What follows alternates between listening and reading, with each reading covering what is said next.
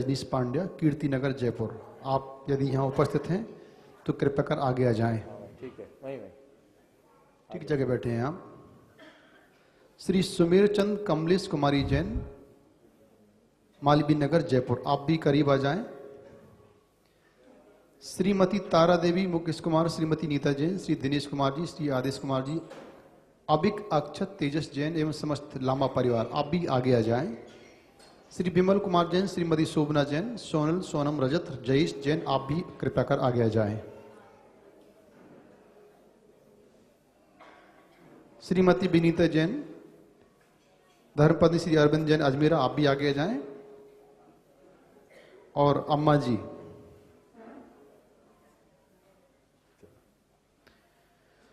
कितना समय बाकी है? 1 मिनट, 1 मिनट।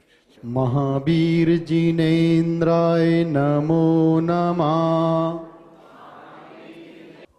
सन्मति को मम नमन हो, मम मति सन्मति हो। सुर नर पशु गति सब मिटे, गति पंचम गति हो। गति पंचम गति हो। तो चल महावीरा, चल महावीरा, चल महावीरा। भव भव की तेरी पीर मिटेगी, चल महावीरा। बोलो, अरे चल महावीरा, चल महावीरा, चल महावीरा। भव भव की तेरी पीर मिटेगी, चल महावीरा। पुकारो प्रेम से बीरा, प्रभु तुमको बुलाते।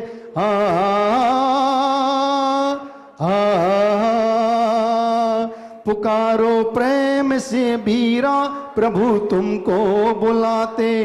चलो सब साथ में गुरु के पुण्य अपना बढ़ा के। चलो सब साथ में अपने पुण्य अपना बढ़ा के। तू चल महावीरा, चल महावीरा, चल महावीरा। अभी दिन में एक फोन आया, बोले भैया जी, दादाजी नेमीचंद जी एक बोल रहे थे, हम भी रथ यात्रा में साथ चलना चाहते हैं। हमने कहा दादा आप मुनिश्री प्रमाण सागर .net पर अपना फॉर्म भर दें ऑनलाइन। तो बोले भैया इंटरनेट तो हम नहीं जानते। तो ऐसे कई महानुभाव हैं, हाँ ऐसे कई महानुभाव हैं जो एंड्रॉयड मोबाइल आदि उपयोग नहीं करते और उनको उसका उपयोग भी नहीं आता। ऐसे महानुभावों की सुविधा के लिए श्री महावीर वंदना रथावर्तन यात्रा जो 23 तारीख से प्रातःकाल 10 बजे रामलीला मैदान से, जिसका मंगलाष्टक मंगलाचरण होने वाला है, उस यात्रा में जो महानुभाव शामिल होना चाहते हैं वो मात्र मिस कॉल देंगे। नंबर है, नोट करें, 09066024201। हिंदी में बोलता हूं, 09066024201। फिर से बोलो। एक है इसमें, कैसे लिखा भाई? फिर से बोलो। दोबारा बोल रहा हूं, 09066024201। 9066024201। मैं बीच में एक बार फिर बोलूंगा, आप तैयार रहें। और इस नंबर पर आप मिस कॉल देकर, मात्र मिस कॉल ना दें, आप मिस ना हो जाएं, आपको आना है। चलें, फिर से बोल दो, एक बार कंफ्यूज है। अच्छा अभी लोग हैं कि लोग नहीं लिख पाए? 090 लिखिए, 09066024201। फिर तुम्हारा चश्मा लगाया क्या करते? क्यों? 24201 क्या पढ़ते हो? 24201। अरे ठीक है, चश्मा ठीक से लगाओ। आज जाऊंगा मैं डॉक्टर के यहाँ जाता हूँ। महाराज जी 2008 का लगा, हो सकता कुछ गड़बड़ हो गया हो। हाँ चलो। चलें, आज गुणायतन परिवार से जिन्होंने जुड़ने का मन बनाया है, उनके नाम है निर्माण निधि से जो आप जुड़ रहे हैं, आज वैसे ठंड कम है, आप ताली बजा सकते हैं। श्रीमती प्रीति जैन, श्री अतुल जैन, निर्माण नगर, जयपुर। यदि आप हैं तो यहां करके हाथ जोड़ें, नमस्तु करें। श्रीमती सुशीला देवी कांसलीवाल, धर्मपत्नी श्री विमल चंद कांसलीवाल, टोडा वाले टोंक फाटक, जयपुर। श्री जीविका कासलीवाल, पुत्र श्री अभिषेक निशिता कासलीवाल, देवनगर टोंक रोड, जयपुर। सौकांची वंदना अशोक साहा, श्री अशोक शिवलाल साहा, पुणे ऑनलाइन। श्रीमती सलाका श्री समीर सुभाष केकड़िया, बारामती ऑनलाइन। सौकांची मयूरी शीतल गांधी सतारा ऑनलाइन। श्रीमती अलका शांति कुमार पालिया सोलापुर ऑनलाइन। थोड़ा महाराष्ट्र से लोग आ रहे हैं, ताली बजाइए आप लोग। श्री करण शिवलाल कोठारी सोलापुर ऑनलाइन। श्री सौरभ जैन जयपुर ऑनलाइन। श्रीमती मनोहारी देवी झांझरी एवं श्री भगवान जी झांझरी सीकर ऑनलाइन। श्री सुरेंद्र कुमार आशीष नितिन आरजब कीर्तिनगर, जयपुर ऑनलाइन। और स्वर्गीय राव साहेब पाटिल की स्मृति में श्रीमती रेखा पाटिल, विनोद अक्षरा पाटिल, कुंभोज बाहुबली ऑनलाइन। चलें, आप निर्माण मित्र के रूप में आप गुणायतन परिवार से जुड़े हैं। स्वर्गीय राव साहेब पाटिल की स्मृति में श्रीमती रेखा पाटिल, विनोद अक्षरा पाटिल, कुंभोज बाहुबली, बहुत बहुत स्वागत है आपका गुणायतन परिवार में। आइए जान लेते हैं कौन है आज के निर्माण सारथी। श्रीमती तारा देवी पांड्या, श्री राकेश पांड्या, श्री रजनीश पांड्या, कीर्तिनगर, जयपुर, आप पधारें। और आपके सम्मान के लिए मैं आमंत्रित कर रहा हूं श्रीमान गणेश जी राणा, श्रीमान श्रीपाल जी कटारिया, पधारें और आपको मेमोंटो भेंट करके अभिनंदन करें। सामने बुला लो, आ जाइए, ऊपर आ जाइए। जब तक ये लोग पधार रहे हैं, आप सब लोग 23 तारीख को प्रातःकाल 10 बजे रामलीला मैदान पहुंचने का मन बनाएं, संकल्प बनाएं और महावीर रथावर्धन यात्रा में शामिल हों। आगे तैयार रहेंगे। हाँ, रजिस्टर होगा। श्री सुमेर चंद कमलेश कुमार जैन, माता पिता की पुण्य स्मृति में आप भी सूत्रधार बन रहे हैं, मालवी नगर, जयपुर, आप पधारें।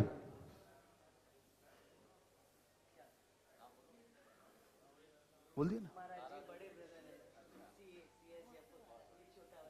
जोरदार तालियां बजाकर स्वागत करें आप लोग।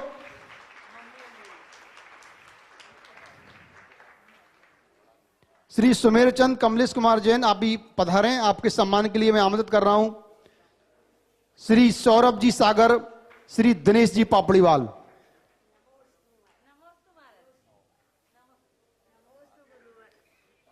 आगे जिनका सम्मान होना वो तैयार रहेंगे। श्री महेंद्र कुमार, श्रीमती राजेश्वरी देवी, प्रेम कुमार जैन, प्रचार प्रसार मंत्री, कीर्तिनगर, जयपुर। श्रीमती शीला जैन, भव जैन, झनक जैन, बयाना वाले, दयानंद कॉलोनी, कीर्तिनगर, जयपुर।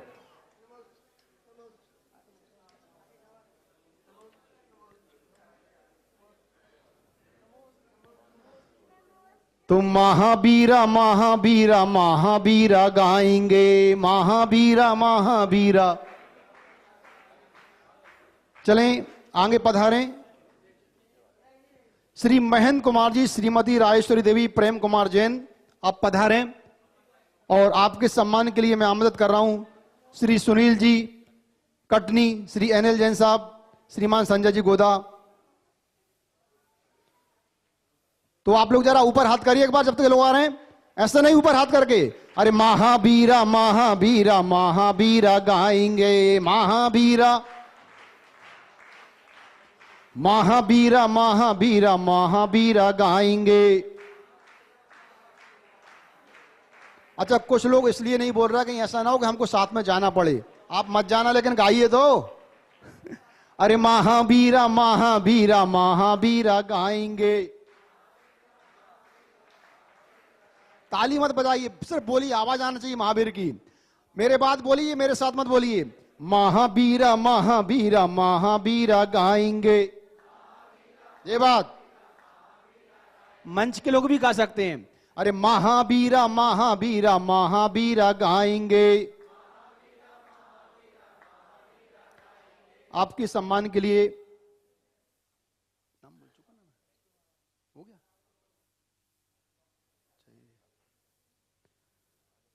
श्रीमती तारा देवी, श्री मुकेश कुमार, श्री नीता जैन, श्री दिनेश कुमार जैन, श्री आदेश कुमार, अभिक अक्षत तेज जैन, आप पधारें। आप गुणायतन परिवार में सूत्रधार के रूप में आज जुड़ रहे हैं, आपका बहुत बहुत स्वागत है।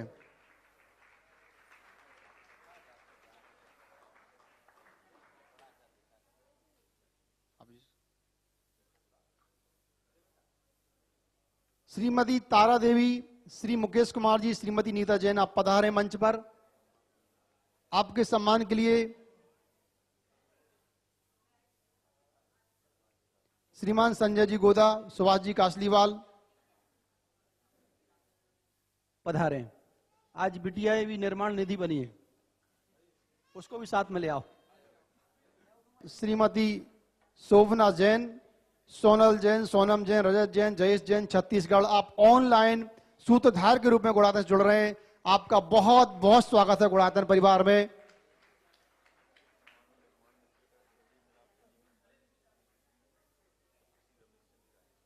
एक और निर्माण मित्र के रूप में आज हमसे जुड़ रहे हैं स्वर्गीय श्री मिलाप चंद जी, मुन्ना देवी, पाटनी के स्मृति में उनके पुत्र श्री रमेश चंद जी, श्री राजेंद्र जी, श्री राजेश जी, राजीव जी, पाटनी मुशर्रफ परिवार, आप पधारें। आपके सम्मान के लिए मैं आमंत्रित कर रहा हूं श्रीमान गणेश जी राणा, श्रीपाल जी कटारिया साहब तैयार रहें।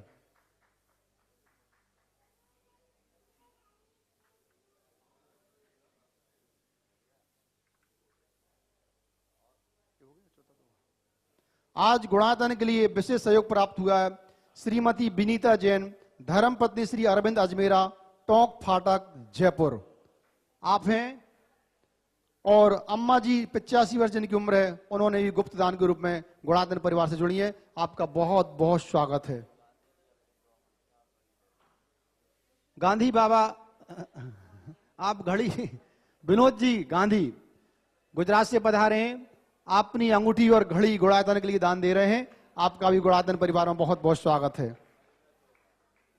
आइए, आप आगे आइए।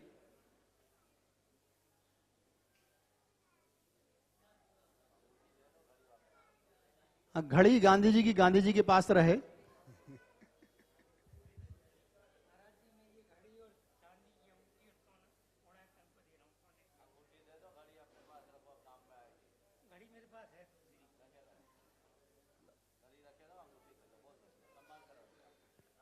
राणा जी, गांधी जी के सम्मान के लिए श्रीमान गणेश जी राणा साहब, गांधी और गणेश जोड़ी बन गई है। सम्मान के लिए विनीता जैन पधारे।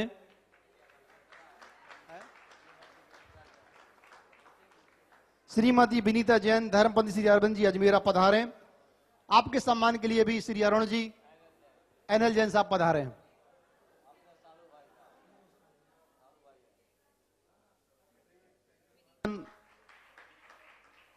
गणेश जी राणा साहब, कैसे रथ यात्रा में, रथावर्तन, महावीर रथावर्तन यात्रा में महावीरा महावीरा गाएंगे, गुनगुनाएंगे, मुस्कुराएंगे, पधारें और अपनी बात पूरे देश की समाज के सामने रखें।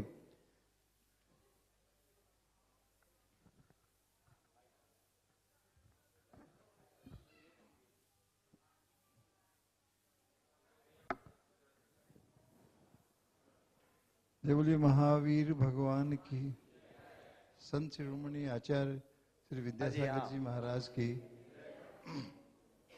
और इधर, हाँ। गुरुवर प्रमाण सागर जी महाराज की, मुनि विराट सागर जी महाराज की, उपस्थित बंधुओं, अभी गुरुवर का जयपुर के दौरान जो प्रवास हुआ, उसमें जो भी कार्यक्रम हुए वो सब आप लोगों के सहयोग से और गुरुदेव के आशीर्वाद से सब अभूतपूर्व कार्यक्रम हुए। अब एक और कार्यक्रम श्री महावीर जी की पैदल रथ यात्रा, जिसमें देव, शास्त्र और गुरु, ये शायद मेरे जीवन में तो पहली बार ही मैं देख रहा हूँ यहाँ पे उपस्थित लोग जितने महानुभाव मौजूद हैं वो भी शायद ये कार्यक्रम पहली बार देखेंगे। तो मेरी तो आप लोगों से करबद्ध यही प्रार्थना है कि जिस प्रकार अब तक के जितने भी कार्यक्रमों में आप लोगों ने जो सहयोग तन मन और धन से जो सहयोग दिया है, उसी ढंग से इस यात्रा, इस रथ यात्रा में भी आप उसी प्रकार से अपना सहयोग देंगे। 23 तारीख को सुबह 10 बजे रामलीला मैदान से ये रथ यात्रा चालू होगी। तो आप लोगों से करबद्ध प्रार्थना है कि उस दिन कम से कम जो रथ यात्रा यहाँ से रवाना होके खानिया जी, राणा जी की नशिया पहुंचेगी और वहां पे महाराज जी के सामयिक के बाद में विधिवत रूप से महावीर जी के लिए प्रस्थान करेगी। तो आप लोगों से मेरी यही प्रार्थना है कि कम से कम उस दिन आधे दिन, मतलब लंच तक, 1 बजे तक, यदि आप अपने प्रतिष्ठान बंद करके और इस रथ यात्रा में ज्यादा से ज्यादा संख्या में शामिल हों, सम्मिलित हों, तो ये जयपुर वालों के लिए एक अभूतपूर्व कार्यक्रम होगा। पुनः आप लोगों से निवेदन कि जिस प्रकार अब तक आप लोगों ने सहयोग दिया है, उसी प्रकार इसमें भी आप अपना पूर्ण सहयोग दें। जय महावीर, जय जिनेन्द्र। चलें, मैं श्रीमती तारा देवी पांड्या जयपुर, श्रीमती शशि छाबड़ा जयपुर, श्री इंदर चंद जैन जयपुर, आप क्रम से निकल करके अपने स्थान पर प्रश्न के लिए तैयार रहें। और जब तक आप पधार रहे हैं, मैं एक ऑनलाइन प्रश्न पूछ रहा हूं।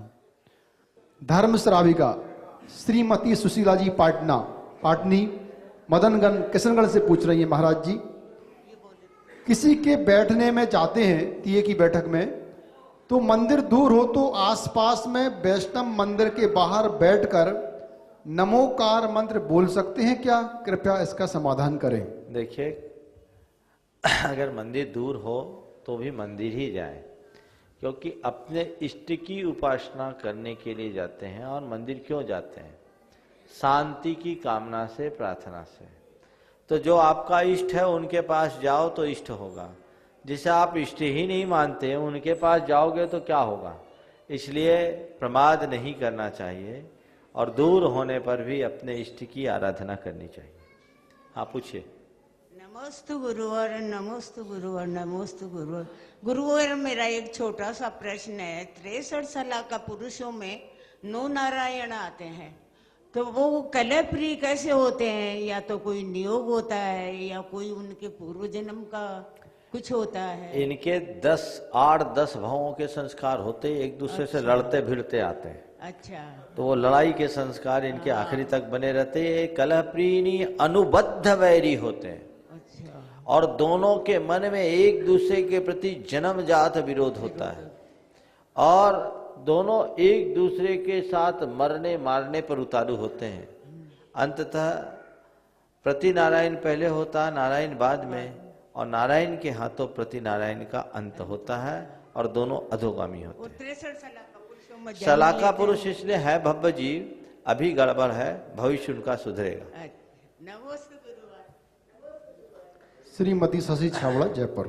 हम नाम बोल। नमस्ते गुरुदेव, मैं कीर्ति नगर जयपुर से हूँ। मेरा नाम शशि छाबड़ा है। मेरा प्रश्न है, धार्मिक संस्कारों को अपने आचरण में उतारने के लिए क्या करना चाहिए? धार्मिक संस्कारों को अपने आचरण में उतारने के लिए क्या करना चाहिए? अंतर्मन से धर्म करना चाहिए। धार्मिक संस्कार अपने आप आचरण में उतर जाएंगे। ऊपरी मन से अगर धर्म करोगे तो आचरण में नहीं उतरते। अंतर्मन से करोगे, आचरण में उतरे बिना नहीं रहेंगे। आगे। श्रीमान इंदर चंद जैन, श्री मुकेश कुमार जैन अलवर, श्रीमती रूपाली जैन सागर, आप लोग तैयार रहें। नमस्ते महाराज। महाराज, मेरा प्रश्न ये है कि आज के युग में भगवान बड़े हैं या महाराज बड़े हैं? देखो, भगवान भी बड़े हैं, महाराज भी बड़े हैं। मेरा प्रश्न अभी पूरा नहीं हुआ महाराज। अच्छा। क्योंकि देखो, भगवान को है ना, जब विधान वगैरह होता है तो भगवान को एक तरफ पीछे बैठा देते हैं, विराजमान कर देते हैं। और उसके बाद फिर जब वो सब पंडित जी और म्यूजिक पार्टी सब महाराज की जय हो, महाराज की जय हो, महाराज की जय हो। अच्छा, फिर महाराज हंसिए को नहीं, हंसिए नहीं। हाँ, सुनो साहब, सुनो, हंसने की बात नहीं है, सही है। महाराज को जब आहार देते हैं तो महाराज के लिए अंगूठी भी उतार दो, ये दांत भी निकाल दो, ये चूड़ी भी उतार दो, ये डोरा भी खोल दो। और भगवान क्या करते हैं, दांत भी लगा लेते हैं, सब कुछ पहन के आ जाते हैं, गाड़ी में बैठ के आ जाते हैं। एक दिन मेरे सामने एक सज्जन अब आए। व्याख्यान मत दो, सुनो। हाँ, हो गई आपकी अभी बात, पूरा नहीं हो महाराज। आपकी बात सुन ली। सुनिए, भगवान का स्थान भगवान जैसा है और गुरु का स्थान गुरु जैसा है। गुरु की पूजा गुरु के रूप में की जाती है, भगवान की पूजा भगवान के रूप में। भगवान को कोई कहीं पीछे रखे, भगवान पीछे नहीं हो सकते, बल्कि मन में ये सोचना चाहिए मेरे पीछे और नहीं भगवान है। ये ध्यान में रख करके चलो। मेरे पीछे भगवान है, भगवान का वरद हस्त मुझे प्राप्त है। जहाँ तक सवाल है गुरुजनों के सानिध्य में होने वाले धार्मिक आयोजनों में गुरुओं का गुणगान हो जाता है, तो गुरु भी भगवान के प्रतिरूप है, समझ गए। और आजकल एक सिस्टम होता है ना, पावर ऑफ अटर्नी। क्या होता है, समझते हो पावर ऑफ अटर्नी क्या होता है? मालिक कोई होता है और जब वो खुद उपस्थित नहीं हो सके तो अपना पावर ऑफ अटर्नी किसी को दे देता है। तो पंचम काल के लिए भगवान ने अपना पावर ऑफ अटर्नी गुरुओं के पास दे दिया है, इसलिए तुम्हारा लेखा जोखा वहां से होता है। बात समझ में आ गई? आगे चलो। नमस्ते महाराज। समझ में आ गई ना? चलो चलो। श्री मुकेश कुमार जैन अलवर, श्रीमती रूपाली जैन सागर, आप एक काम करें, खड़े हो जाएं, क्रम क्रम से अपना नाम स्वयं बोलें। नहीं, जल्दी जो सामने उसको बोलो जिनको प्रश्न करना है। आगे और नाम बोलो। श्री नीरज जैन जयपुर, श्री अनिल कुमार जैन अलवर, श्री उत्कर्ष जैन, कुमारी कनक श्री जैन, कुमारी रिया जैन। आप सब लोग क्रम क्रम से आते जाएं, अपना नाम बोलो, प्रश्न पूछें। नमस्ते मुनिश्री, मैं राकेश माटोदी गायत्री नगर जयपुर से बोल रहा हूँ। कहा जाता है कि जैन धर्म सभी धर्मों से भिन्न है। ये धर्म, क्योंकि ये धर्म नास्तिकता की श्रेणी में नहीं आता, ये सर्वदा को मानता है, लेकिन तीर्थंकर को अपने से अलग मानता है। क्या महाराज जी ये उचित है? देखिए, पहले तो आपने जैन धर्म को समझा ही नहीं। ये धर्म दार्शनिकता की श्रेणी में नहीं आता, ये कहना गलत है। जैन धर्म एक स्वतंत्र धर्म है, इसका अपना एक दर्शन है। क्या जिसे यही जैन कारण है दर्शन कि महाराज जी इसको अन्य धर्मों के लोगों ने नास्तिकता की श्रेणी में सुनो रखा? सुनो, गलत समझ। ये नास्तिक और आस्तिक की जो बात है, ये पक्षपातपूर्ण है। नास्तिक और आस्तिक शब्द का जो लोगों ने अर्थ किया वो ये किया कि जो वेद को प्रमाण माने वो आस्तिक और जो वेद को प्रमाण न माने वो नास्तिक। ऐसे देखा जाए तो जो हमारी बात माने सो आस्तिक और हमारी बात न माने सो नास्तिक। ये तो ऐसा ही हुआ कि इस्लाम को मानो तो मोमिन, नहीं तो काफिर। ऐसे तो कोई भी बन जाएगा, ऐसा नहीं है। वस्तुतः आस्तिक और नास्तिक शब्द की व्युत्पत्ति अस्ति नास्ति दिष्टम मति इस पाणिनि सूत्र के आधार पर हुई है। तो ये जो आत्मा पर लोग पुनर्जन्म कर्म पर विश्वास करे वो आस्तिक और जो इसको न माने वो नास्तिक। इस अर्थ में देखा जाए तो जैन धर्म परम आस्तिक धर्म है। डॉक्टर मंगल देव शास्त्री जैन दर्शन के भारतीय प्राच्य विद्या के महान विद्वान हुए। उन्होंने इस बात को लिखा और पंडित कैलाश चंद्र सिद्धांत शास्त्री की कृति है जैन धर्म, उसकी प्रस्तावना में लिखा कि ये जो आस्तिकता और नास्तिकता की व्याख्या है वो पक्षपातपूर्ण व्याख्या है। हमें अस्ति नास्ति दिष्टम मति पाणिनि सूत्र का अनुकरण करते हुए चलना चाहिए और इस दृष्टि से जैन धर्म परम आस्तिक धर्म की श्रेणी में आता है। आगे चलिए। नमस्ते। नमोस्तु महाराज श्री। महाराज जी, मेरा प्रश्न यह है कि जैसे ये छोटे छोटे बच्चे रहते हैं जो बोल नहीं पाते, तो इनको हम 8 साल तक ऐसे कैसे संस्कार दें, किस प्रकार कि ये धर्म के पथ पर आगे बढ़ते जाएं? देखो, आपके बच्चे का जो उल्लास बता रहा है ना, वो बता रहा है कि इसके अंदर भी संस्कार आ रहे हैं। सबसे पहले तो अपना नाम और बता दीजिए। श्रीमती रूपाली जैन सागर। हाँ, देखिए बात ऐसी है कि बच्चों को संस्कार देने के लिए 3 बातों को ध्यान में रखिए। पहली बात तो बच्चों को आप अधिकतम समय दें। बच्चों की आपसे नजदीकी होनी चाहिए। दूसरी बात, बच्चों के सामने कोई भी दायित्वहीन कार्य न करे, गलत कार्य न करे, जिससे बच्चों पर बुरा प्रभाव पड़े। कई लोग होते हैं माता पिता अपने बच्चों के छोटेपन में ऐसी हरकतें करते हैं और बच्चों से करवाते हैं कि माँ की चोटी खींच या पापा को थप्पड़ मार। ये जो प्रवृत्तियां होती है ये बच्चे को बिगाड़ देती है।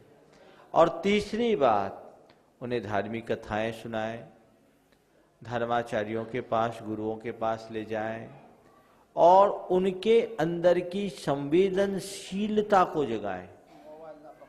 धर्म उन्हें थोपे नहीं, बड़े तरीके से उन्हें धर्म की बात सिखाएं कि ये धर्म क्या है, समझो, हमें ऐसा क्यों करना चाहिए।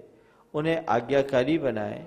देखें वो गलत लोगों की संगति तो नहीं कर रहा है, खोटी आदतों का शिकार तो नहीं बन रहा है। इस तरह का कार्य करने से बच्चों पर अच्छा असर पड़ता है और उनका भावी जीवन अच्छा बनता है। चलिए।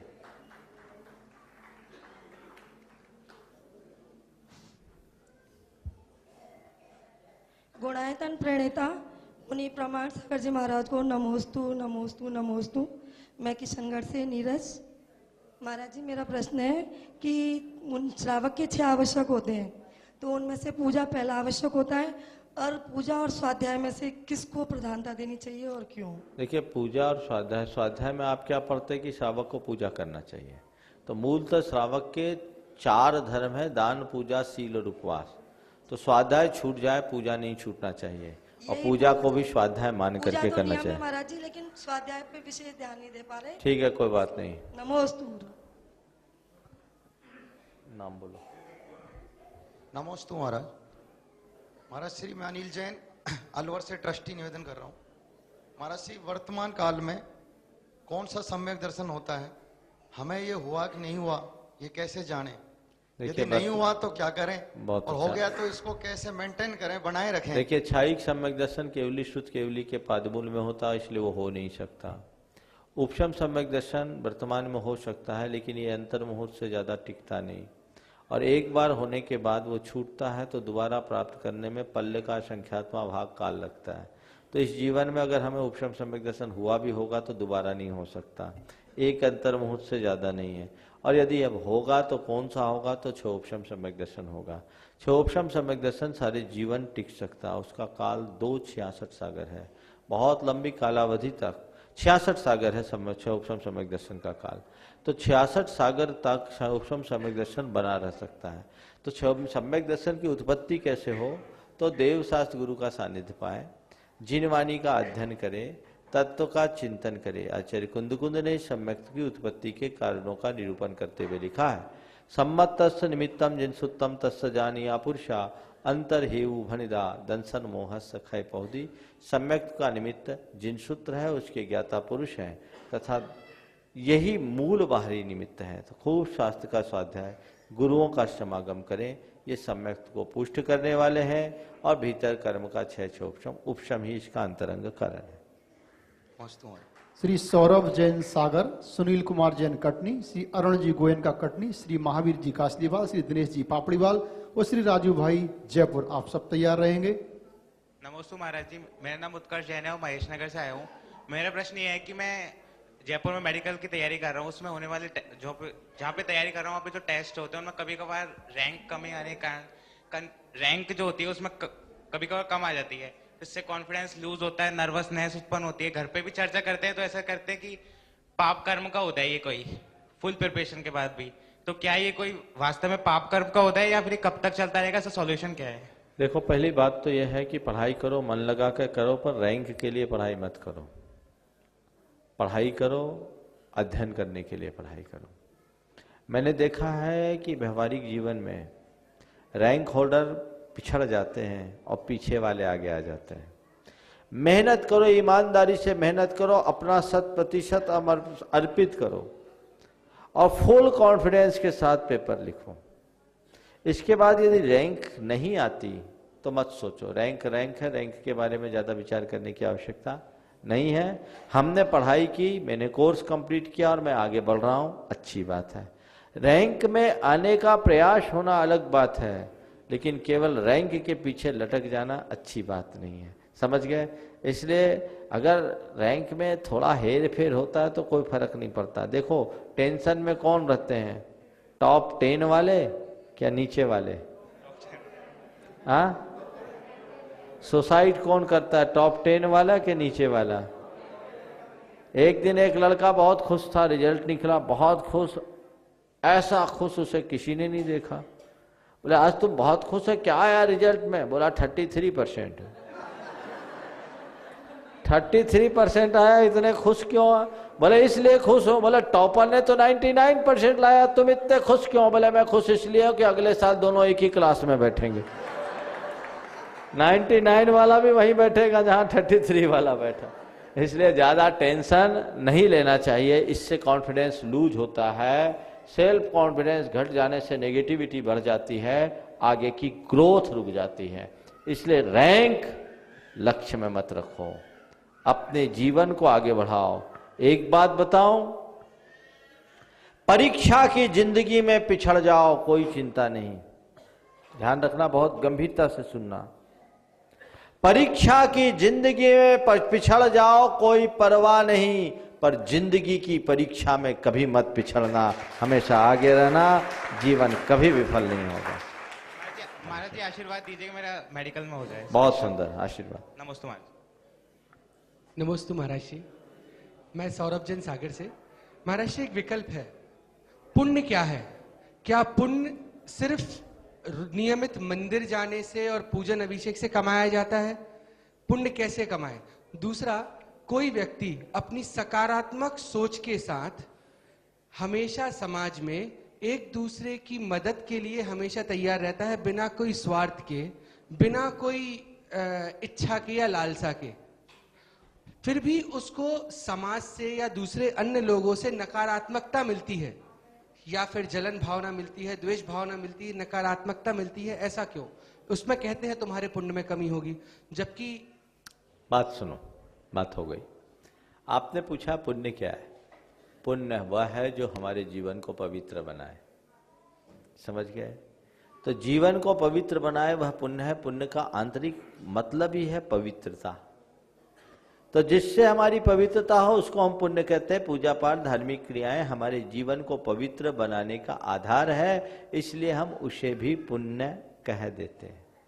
लेकिन हाँ, पूजा पाठ धार्मिक क्रियाएं तभी पुण्य कहला सकेंगे जब उससे हमारे जीवन में पवित्रता आए।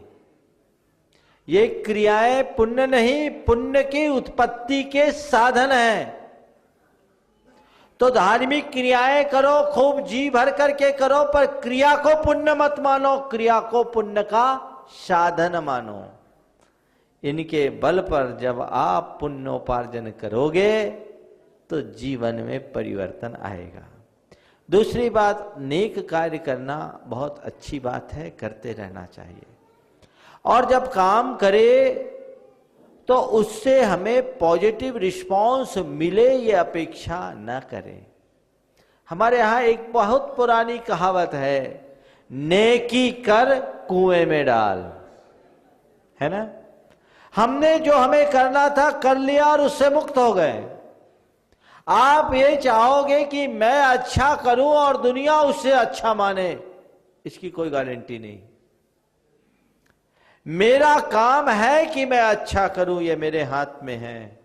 दुनिया उसे अच्छा माने ये मेरे हाथ में नहीं, भाग्य के हाथ में है।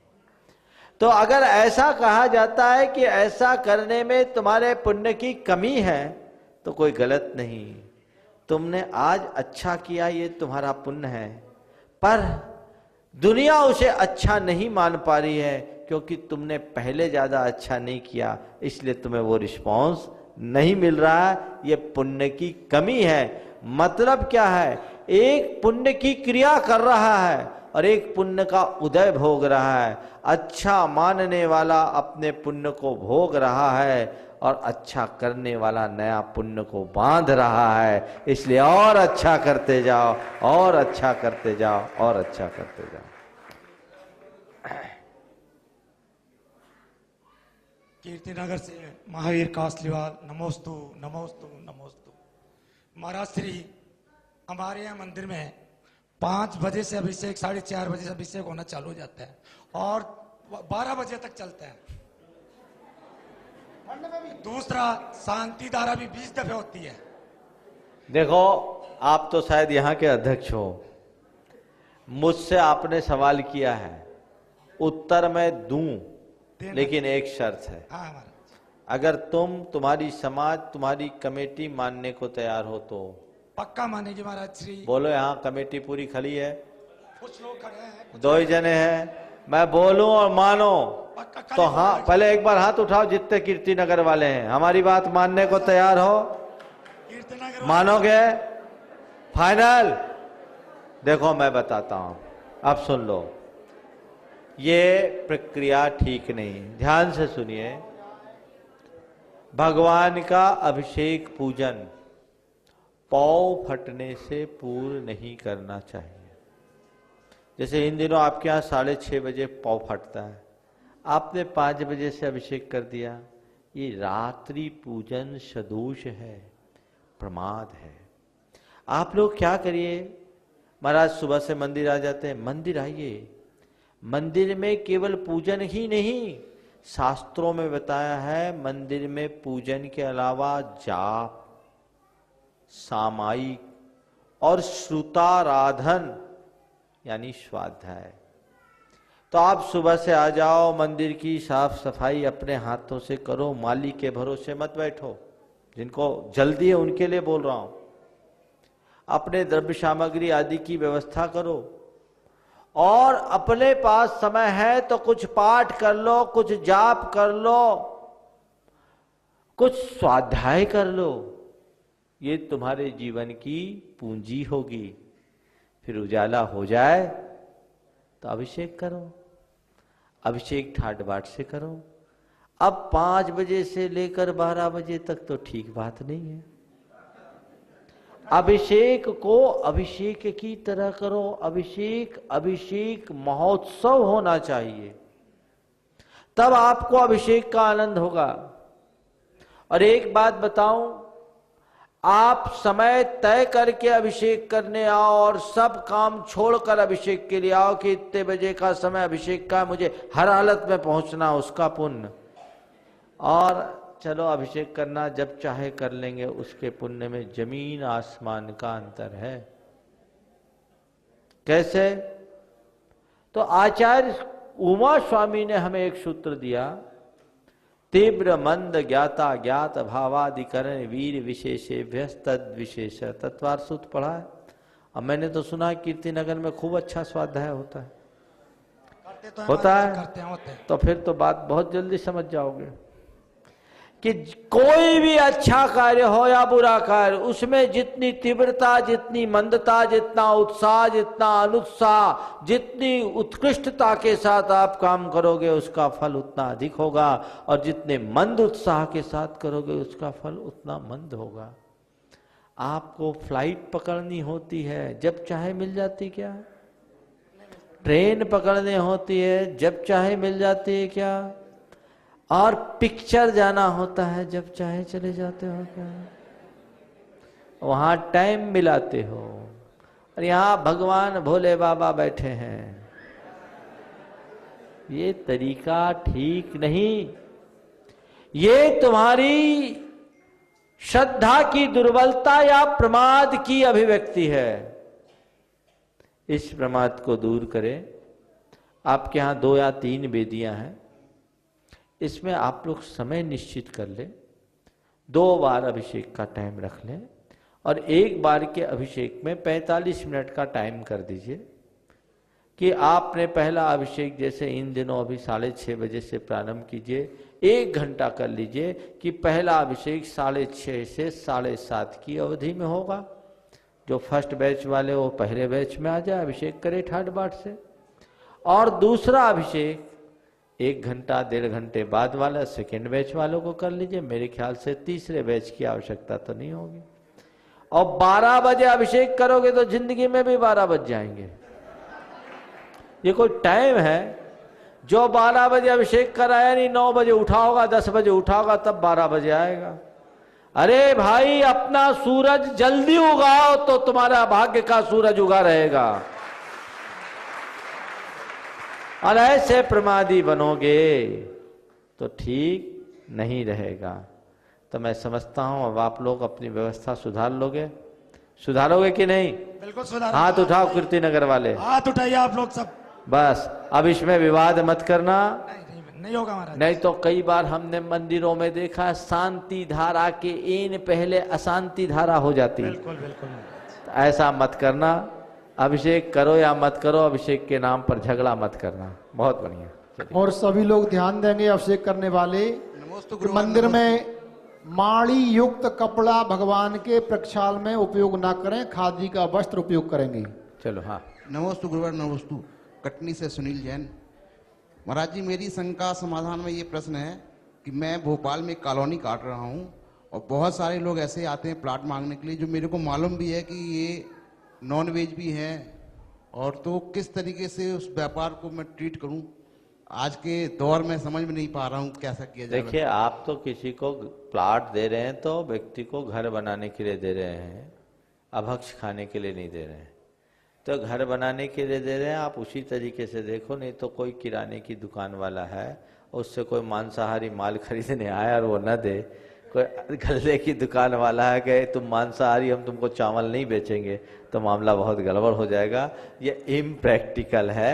व्यवसाय में सावधानी रखो, लेकिन नहीं। हाँ, यदि आप महाजिन मंदिर बना रहे हो, गुरुजी, जैनों को बसा रहे हो, तो अपनी प्राथमिकता दो कि उसके इर्द गिर्द एक सीमा तक केवल ऐसे लोग जुड़े, ऐसे लोग बसे जो या तो जैन हो या शुद्ध अहिंसक हो, ताकि जिन मंदिर और जैनों के बीच हिंसा का प्रवेश ना हो। और यदि ऐसा कर रहे हो तो तुम्हें प्लाट रोकना चाहिए। अगर कोई मंदिर बनाता है, मैं तुम्हें और तुम्हारे माध्यम से देश के अन्य कॉलोनाइजर्स और बिल्डर्स से कहना चाहता हूं, यदि तुम कोई कॉलोनी काटते हो, वहां मंदिर बनाते हो, तो कम से कम उसके सराउंडिंग 100 मीटर तक एक भी नॉन वेज वाले को कोई प्लाट मत देना, तब तुम्हारी ठीक स्थिति है। नहीं तो एक प्रकार के असाधना के पात्र बनोगे। वचनबद्ध होके महाराज जी बहुत बढ़िया, बहुत बढ़िया, बहुत बढ़िया। नमस्ते गुरु जी। अरे हाँ, उस बच्ची को दे दो, कल रो रही थी। नमस्ते महाराज जी, मेरा नाम दिवी जैन है, मैं जयपुर से हूँ। मैं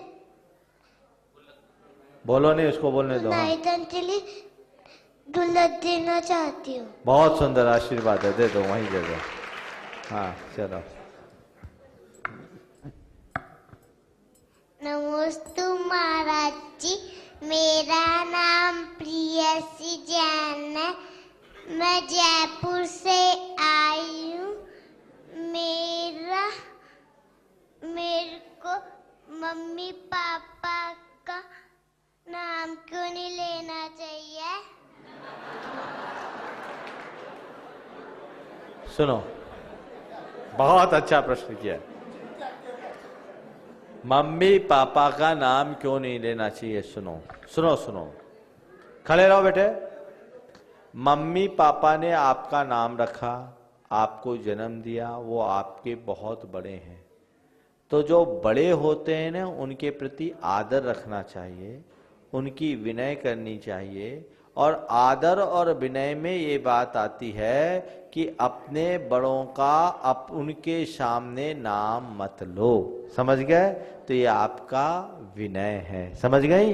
विनय समझती ना, आदर समझती ना? हाँ चलो।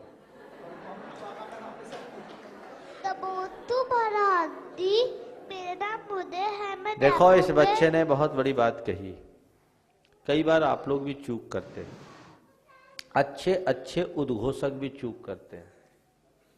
पूज्य जनों की प्रत्यक्ष उपस्थिति में संज्ञा का प्रयोग किए बिना सर्वनाम का प्रयोग करना चाहिए।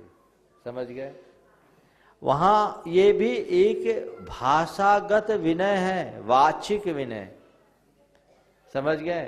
तो जैसे बच्चों से कहते माँ बाप का नाम सीधे सीधे नहीं लो, नाम लेके ना पुकारो, ये उसी की परंपरा है। इसलिए कोई भी पूज्य जन हो, अपने से बड़े जन हो, वो सामने हैं, उनसे बात करना है तो संज्ञा नहीं सर्वनाम का प्रयोग करें। चलिए।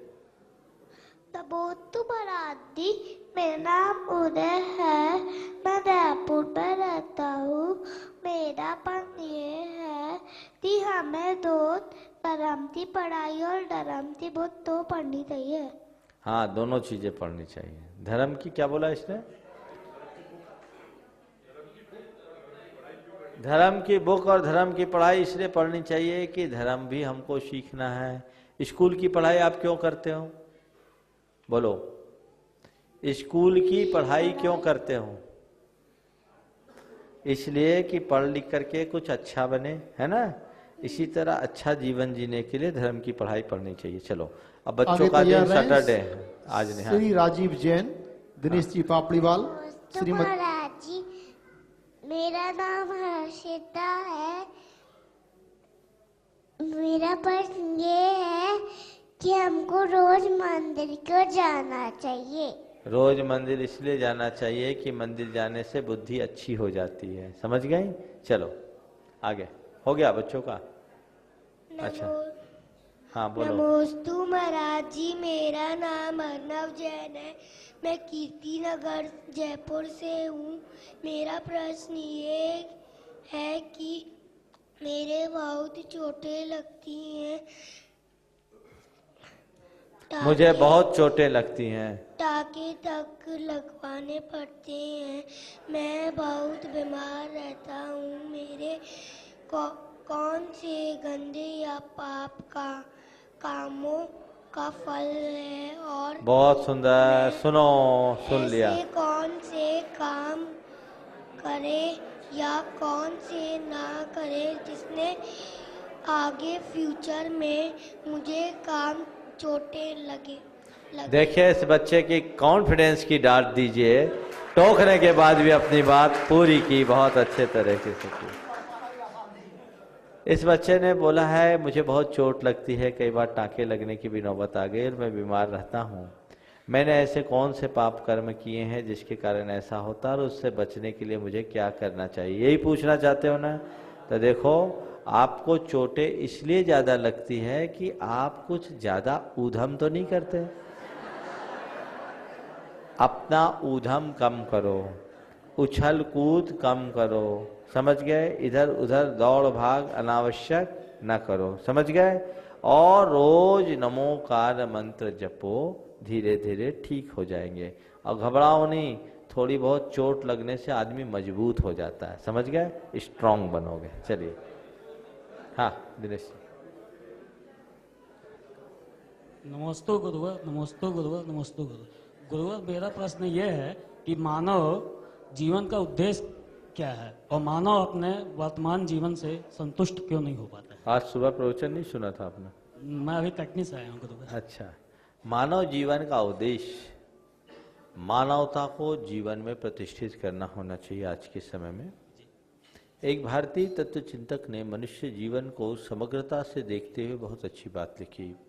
शांतम तुष्टम पवित्रम च सानंदम इति तत्वतः जीवनम जीवनम प्राहु भारतीय सुसंस्कृतों। भारतीय संस्कृति में उसी जीवन को जीवन कहा गया है जिसमें शांति, तुष्टि, पवित्रता और आनंद है। मैं समझता हूँ जो मनुष्य अपने जीवन का मूल उद्देश्य इन चार तत्वों से जोड़ देता है उसका मनुष्य होना सार्थक बन जाता है। नमोस्तु नमोस्तु। गुरुवर के चरणों में बारंबार नमोस्तु नमोस्तु नमोस्तु। गुरुवर, अक्सर अनाथाश्रम में निर्धन लोगों के बच्चे मिलते हैं, चाहे वो मन से निर्धन हो चाहे जेब से निर्धन हो, और वृद्धाश्रम में धनवान लोगों के वृद्ध लोग मिलते हैं, ऐसा क्यों? यही तो बात है। देखो, अनाथाश्रम में निर्धन के बच्चे मिलते हैं और उस अनाथाश्रम में पलने वाले अनेक बच्चे अनेक लोगों को शनाथ बना देते हैं। पर धनवानों के माँ बाप प्रायः वृद्धाश्रम में होते हैं और जीवन के अंत क्षण में वे अपने आप को अनाथ महसूस करने लगते हैं। ये युग की विडंबना है। ऐसा इसलिए कि आज के लोग अपनी संतान को केवल संपत्ति देते हैं, संस्कृति नहीं देते, संस्कार नहीं देते। अपने व्यापार व्यवसाय और धन अर्जन करने की प्रबल लालसा में घर परिवार सबको भूल जाते हैं। संतान को जन्म देना, पढ़ा लिखा कर उन्हें काम से लगा देना, यही तुम्हारा धर्म नहीं। तुम्हारा धर्म संतान को जन्म देने के बाद अच्छे संस्कार देकर उसे अपने पैरों पर खड़ा करना है, जिससे वह धर्म, अर्थ और काम तीनों पुरुषार्थों का ठीक रीति से पालन कर सके। किसी बच्चे का अनाथ आश्रम में पालन होना भाग्य का की मार हो सकती है, तकदीर की मार हो सकती है कि जन्म लेते ही माँ बाप मर गए, उसे अनाथ आश्रम में पलना पड़ा, या माँ बाप का हृदय निर्दय बन गया, असमय में वो जन्म ले लिया, उसे अनाथ आश्रम में पलना पड़ा। ऐसे लोग कम हैं, अक्सर वे ही अनाथ आश्रम में ज्यादा होते हैं जिनके माँ बाप का साया उनके ऊपर छूट जाता है। तो वो विपत्ति के मारे होते हैं, वे कर्म के मारे होते हैं जो अनाथ आश्रम में जाते हैं, और जो वृद्धाश्रम में जाते हैं वो कर्म के मारे नहीं, अपने संतान की संवेदनाओं के मारे होते हैं, उनके आघात के मारे होते हैं, जो बहुत खतरनाक होता है। इसे बदलना चाहिए और ये तभी संभव होगा जब संस्कारों का ठीक ढंग से समारोपण होगा। नमोस्तु गुरुवर, नमोस्तु नमोस्तु। नमस्ते महाराज जी। जी मेरा प्रश्न ये है कि हमें जो कुछ भी मिलता है वो सब कर्मों के फल से मिलता है, लेकिन कई बार ऐसा होता है कि बहुत कठिन प्रयास करने के बाद भी हमें इच्छित सफलता प्राप्त नहीं हो पाती, तो ये किन कर्मों की वजह से होता है और इसको कैसे उभरा जाए? जब भी पर्याप्त प्रयास करने के बाद भी सफलता न मिले तो ये सोचो कि मेरे प्रयास में कुछ कमी है और दोबारा और अधिक प्रयास करो, और उसके बाद भी प्रयास करने पर परिणाम नहीं मिलता तो भी हिम्मत मत हारो, उत्साहित बनाए रखो, चींटी से प्रेरणा लो जो 10 बार गिरने के बाद चलती है। अब्राहम लिंकन अपने जीवन में 18 बार असफलता का सामना किया। लेजिस्लेचर के इलेक्शन से लेकर वाइस प्रेसिडेंट तक के चुनाव में हार का सामना किया, व्यापार में नुकसान झेला और एक्सीडेंट और पत्नी की बीमारी जैसी संकटों को झेला, लेकिन उसने हिम्मत नहीं हारा। 20वीं बार अगर चुना तो सीधे प्रेसिडेंट और अमेरिका के रूप में चुना गया, इसलिए इनसे प्रेरणा लेना चाहिए। आगे। नमस्ते महाराज जी, मेरा नाम कनकश्री जैन है, मैं अलवर से हूँ।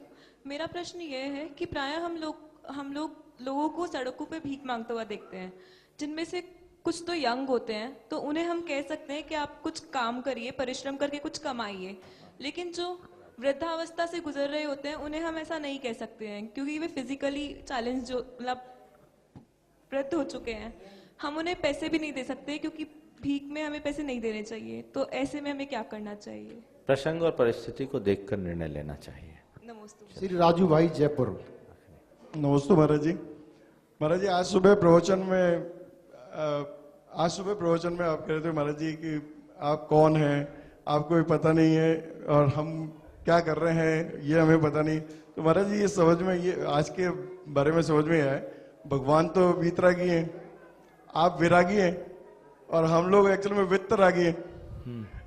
महाराज जी, मेरा प्रश्न ये है कि आप कोई भी हम मंगल प्रवचन करते हैं या कोई भी बात करते हैं तो सबसे पहले ओम शब्द का हम उच्चारण करते हैं। ओम के हमारे जीवन में क्या महत्ता है? देखो, ओम हमारी संस्कृति का आधार है।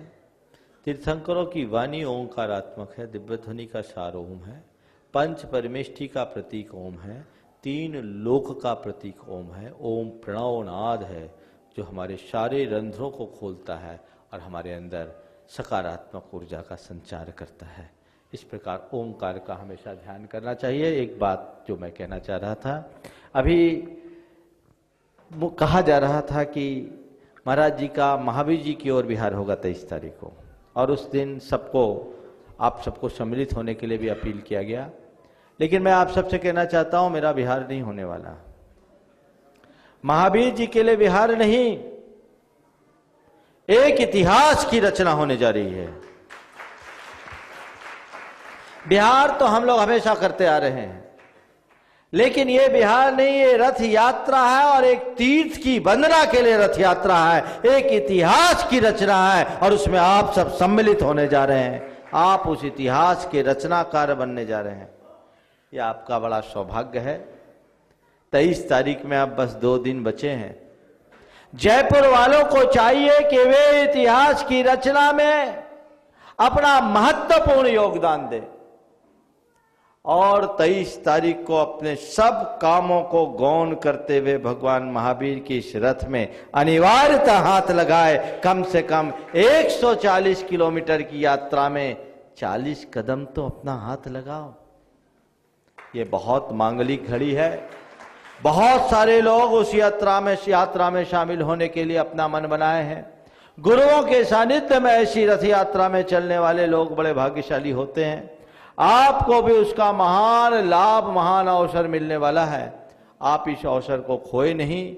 और जैसा कि अभी गणेश जी ने अपील की कि उस दिन अपने प्रतिष्ठान को बंद रखा जाए, बिल्कुल सही अपील है और मैं समझता हूं आप सब मेरी बातों से सहमत होंगे।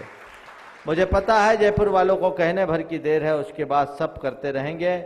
आप लोग उत्साह के साथ 23 तारीख के दिन कम से कम आधा दिन तो भगवान महावीर के नाम प्रत्येक जयपुर के जैनी का होना चाहिए। तब आपकी महावीर भगवान के प्रति श्रद्धा की वास्तविक अभिव्यक्ति होगी। इसलिए ये संदेश जो यहाँ बैठे वे और जो घर बैठे अपने कार्यक्रम को सुन रहे हैं, वे सब लोग इसको ध्यान में रखते हुए इस संदेश को जन जन तक पहुंचाने की कोशिश करें और एक ऐसी श्रद्धा और भक्ति की हिलोर जयपुर में दिखनी चाहिए जैसे आप लोगों ने 24 अगस्त के दिन दिखाई थी, उसकी पुनरावृत्ति होनी चाहिए।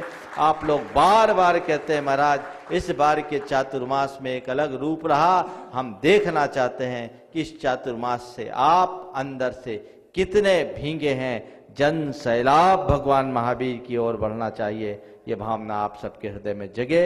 इसी शुभ भाव के साथ आज समय आप सबका हो गया। मैं अपनी वाणी को विराम दे रहा हूं।